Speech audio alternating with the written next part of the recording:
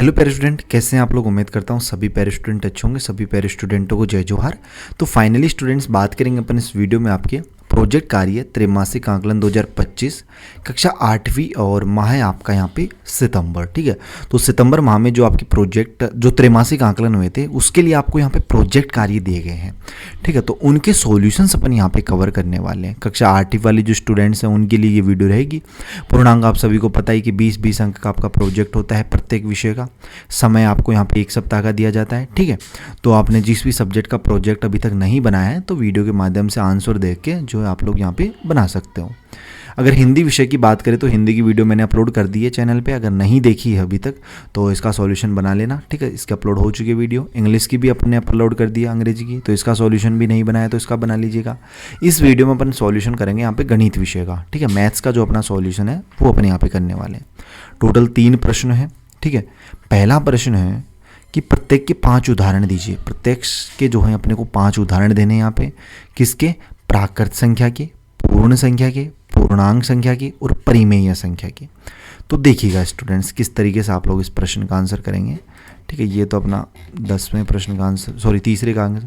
यहाँ पे देखो क्वेश्चन फॉर क्रमांक फर्स्ट, संख्या प्रकारों के 5 उदाहरण। देखो यहाँ प्रत्येक प्रकार की संख्या के 5 उदाहरण दिए गए हैं। देखिएगा सबसे पहले तो इधर लिखिएगा, आप लोग इस तरीके से बना लेना आंसर में। ठीक है, अपना जो प्रोजेक्ट फाइल आपकी उसमें इस तरीके से लिखना। इधर तो लिखना ऊपर संख्या का प्रकार, परिभाषा और 5 उदाहरण, और फिर ठीक है, और बीच में अगर लाइन खींचना चाहें ना इस तरीके से तो ये भी आप लोग लाइन खींच सकते हैं इस तरीके से। ठीक है, देखिएगा सबसे पहले अपने को पूछा था उसने प्राकृत संख्या। तो देखो इसकी परिभाषा एक तरीके से संक्षेप में लिखेंगे। ठीक है, यानी कि गिनती में उपयोग होने वाली संख्याएं 1 से शुरू, यानी 1 से शुरू होकर और अनंत तक जो संख्याएं जाती है ना वो होती हैं आपकी प्राकृत संख्याएं। अब 5 उदाहरण लिख लो, 1 से स्टार्ट कर दो, 1 2 3 4 5, ये 5 प्राकृत संख्याएं हो जाएंगी। ठीक है, फिर पूर्ण संख्याएं। पूर्ण संख्याएं क्या होती हैं? प्राकृत संख्याओं में शून्य को शामिल करने पर, यानी 0 से शुरू होने वाली संख्याएं, 0 से शुरू होकर अनंत तक जो संख्याएं होती हैं वो क्या होती हैं? पूर्ण संख्याएं। तो लिख दो 0 1 2 3 4, ये 5 आपकी क्या हो गई? पूर्ण संख्याएं हो गई। फिर थर्ड नंबर पे उसने पूछा था पूर्णांक संख्याएं। क्या पूछा था प्यारे स्टूडेंट? पूर्णांक संख्याएं। ठीक है, अब पूर्णांक संख्याएं क्या होती हैं भैया? तो पूर्णांक संख्याएं होती हैं पूर्ण संख्याओं और उनके ऋणात्मक रूप, यानी धनात्मक और ऋणात्मक और शून्य, यानी कि माइनस अनंत से लेकर प्लस अनंत तक की जितनी भी संख्याएं हैं वो सभी क्या हैं? पूर्णांक संख्याएं। ठीक है, अब इसमें आपकी माइनस की संख्याएं भी आ गई, 0 भी शामिल हो गया और प्लस की संख्याएं भी हो गई।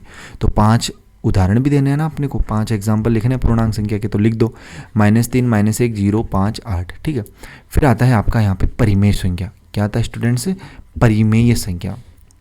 अब परिमेय संख्या का उदाहरण देखो यहाँ पे कि वे संख्याएं जिन्हें p/q के रूप में अपन लिख सकते हैं जहाँ q does not equal to 0 होता है।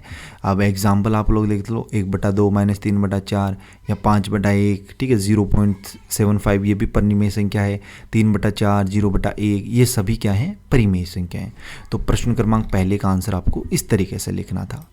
अगला प्रश्न देखना स्टूडेंट्स, और चैनल को आप लोगों ने सब्सक्राइब नहीं किया अभी तक तो चैनल को यार जरूर सब्सक्राइब कर लेना। ठीक है, और बेल का जो नोटिफिकेशन उस पर ऑल पे सेट रखना ताकि जैसे नेक्स्ट वीडियोस अपलोड होंगे ना आपके अदर सब्जेक्ट से तो उनके नोटिफिकेशन आप तक पहुंच पाए।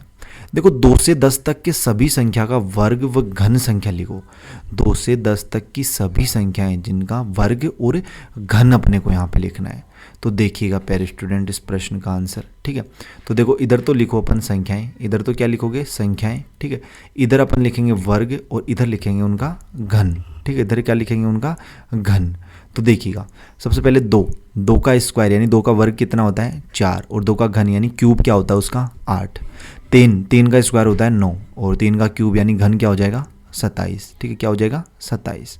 फिर देखो 4 आ गया, 4 का स्क्वायर कितना होता है? 16, और 4 का क्यूब कितना होता है? 64। ठीक है, 5 का स्क्वायर कितना होता है? 25, 5 का क्यूब कितना होता है? 125। 6 का स्क्वायर कितना होता है? 36, 6 का क्यूब कितना होता है? 216 है। ठीक है, फिर देखो आपका आ गया 7 का स्क्वायर कितना होता है? 49, 7 का क्यूब कितना होता है? 343। 8 आ गया, 8 का स्क्वायर कितना होता है? 64, 8 का क्यूब कितना होता है? 512 है। 9 का स्क्वायर कितना होता है? 81, 9 का क्यूब कितना होता है? 729। 10 का स्क्वायर कितना हो गया? 100, 10 का क्यूब कितना हो गया? 1000 यानी 1000, ठीक है। तो इस तरीके से आपको ये लिखना है, मतलब 2 से लेकर 10 तक की जितने भी संख्याएं हैं उनका स्क्वायर यानी वर्ग और क्यूब यानी घन आपने को यहाँ पे लिखना था, जो अपन ने यहाँ पे लिख दिया है, ठीक है। अगला प्रश्न देखना, तीसरा प्रश्न है आपका। देखो 3 प्रश्नों में से किन्हीं 2 प्रश्नों के ही उत्तर देने होते हैं आपको, लेकिन आप चाहें तो तीनों प्रश्न भी कर सकते हैं, कोई दिक्कत नहीं है उसमें। 20 नंबर आपको मिलने हैं तो 20 आपको मिल जाएंगे। ऐसा नहीं कि आप लोग तीनों प्रश्नों के उत्तर करेंगे और आपको 30 नंबर मिल जाएंगे, ऐसा बिल्कुल नहीं है, ठीक है भाई। जब प्रोजेक्ट ही अपना 20 अंक का है तो आपको 20 ही मिलेंगे, ठीक है। लेकिन आप करना चाहें तो तीनों भी कर सकते हैं और 2 करना चाहें तो 2 तो कंपलसरी हैं ही, 2 तो आपको करने ही है, ठीक है। किन्हीं भी 2 प्रश्नों के उत्तर दे सकते हैं। देखो तीसरा प्रश्न भी अपन देख लेते हैं कि बीजीय व्यंजक क्या है। कोई 10 बीजीय व्यंजक लिखिए, ठीक है। बीजीय व्यंजक क्या होता है पहले तो वो बताना है, और कोई 10 बीजीय व्यंजक अपने को यहाँ पे लिखने हैं। तो देखिएगा स्टूडेंट्स, देखो एक बीजीय व्यंजक यानी अलजेब्रिक एक्सप्रेशन, ठीक है, यानी चर वेरिएबल्स, चर यानी वेरिएबल्स, अचर यानी कॉन्स्टेंट्स, ठीक है, और गणितीय संक्रियाओं यानी कि आप लिखना चर, अचर और गणितीय संक्रियाओं जैसे जोड़, घटाव, गुणा, भाग का एक संयोजन होता है। यानी चर संख्याएं हो गई और आपकी अचर संख्याएं होगी, इनके बीच में, इन संख्याओं के बीच में आपका जोड़ हो गया, ठीक है, माइनस यानी घटाव हो गया, गुणा यानी मल्टीप्लाई हो गया और भाग यानी डिवाइड हो गया। तो इनके बीच में एक संयोजन होता है ना, वो क्या होता है, बीजीय व्यंजक कहलाता है। अब चर अचर क्या होते हैं वो भी मैं बता देता हूँ। चर वे प्रतीक होते हैं जिनका मान निश्चित नहीं होता, जैसे X Y Z A B, आपने देखा होगा एक्स वाई जेड, इनके मान अपने को, अपन जब सोल्व करते हैं किसी समीकरण को तभी तो अपने को पता चलते हैं ना कि भाई एक्स का मान कितना आएगा, वाई का कितना आएगा, लेकिन पहले तो अपन नहीं बता सकते, मतलब इनके मान निश्चित नहीं होता।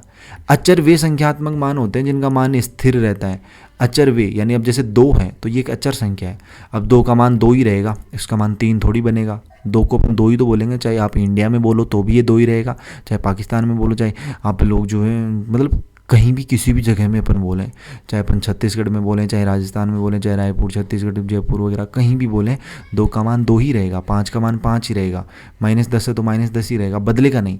लेकिन अगर x है, अब अपन बोले कि माने अब आप लोग को कोई पूछे कि बताइए आपकी हाइट कितनी है, तो अपन कहते हैं कि माना उसकी हाइट जो है, उसकी लंबाई जो है x है। अब x की जगह उसकी हाइट कुछ भी आ सकती है, 5 भी आ सकती है, 4 भी आ सकती है, ठीक है, 3 भी आ सकती है, लेकिन x का मान अपने को पता नहीं है ना जब तक अपन सॉल्व करेंगे। तो इस तरीके से होता है। अब उदाहरण देख लेते हैं। उदाहरण के लिए 2x + 5 ये एक बीजीय व्यंजक है जहाँ x चर है, 2 और 5 अचर है, और प्लस व एक गुणा क्या है, छिपा हुआ संक्रिया है। यानी ये बीच में प्लस है ना, प्लस हो गई और इनके बीच में गुणा हो गई, ठीक है। 2 और x के बीच में कौन सी संक्रिया है, गुणा की संक्रिया। तो गुणा और प्लस तो क्या हो गई संक्रियाएं। 2 क्या है, 2 अचर है, 5 भी अचर है और x चर है। अब देखो 10 उदाहरण देने थे अपने को, तो जल्दी से लिख लीजिए। पहला एग्जाम्पल लिखिए x + 7, दूसरा 3y - 4 2a², और 4 नंबर पे क्या था अपना, 4 नंबर पे मैं दिखा देता हूँ आपको, 1 सेकंड, हाँ 5pq + 1 z/3, ठीक है। और फिर आपका आता है यहाँ पे m² - 2m + 9 4 × x + y a³ + b³ x/y - 11 100 - 5r। तो ये जो है इसके 10 एग्जाम्पल हो जाएंगे। तो इस तरीके से अगर आप लोग सॉल्यूशन करते हैं तो आपको इजीली यहाँ पे 20 में से 20 अंक मिल जाएंगे, कोई डाउट नहीं है इसमें। बाकी कोई भी डाउट हो, किसी भी अगर आपको कुछ भी पूछना हो, कुछ भी आपकी क्वेरी हो, तो वो आप कमेंट बॉक्स के माध्यम से पूछ सकते हैं। बाकी चैनल को सब्सक्राइब नहीं किया, अपने दोस्तों के साथ अगर शेयर नहीं किया तो वो जल्दी से कर दें। बाकी अपन मिलते हैं जल्दी। नेक्स्ट वीडियो आपके विज्ञान विषय की आएगी जो जल्दी प्रोवाइड हो जाएगी, ठीक है, उसके सॉल्यूशन में मिलते हैं, ठीक है, नेक्स्ट वीडियोज़ में इसी होशम जोश के साथ। तब तक सभी प्यारे स्टूडेंटों को बाय, धन्यवाद, टेक केयर।